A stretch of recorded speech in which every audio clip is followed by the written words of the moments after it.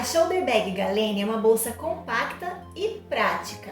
Nesta aula você vai aprender a fazer essa bolsa detalhadamente com os moldes em dois tamanhos, o mini e o tamanho normal.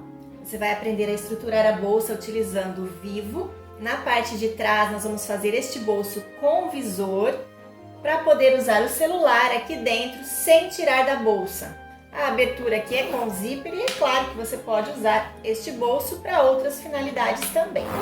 Para a parte da frente eu vou ensinar duas opções de bolso para os dois tamanhos. Então você pode fazer este bolso onda tanto no tamanho mini como no tamanho normal. E você pode fazer este bolso com pregas e o bolsinho suspenso no tamanho mini.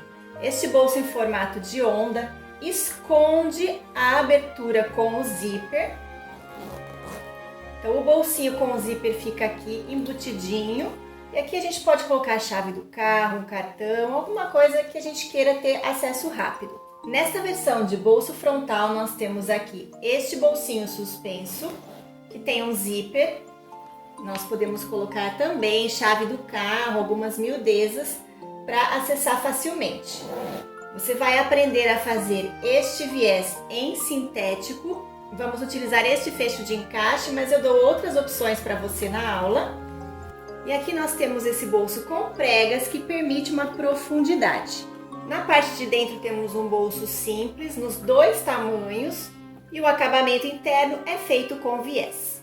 Nesta aula você também vai aprender a fazer esta alça regulável com mosquetão. Então vem comigo para essa aula linda!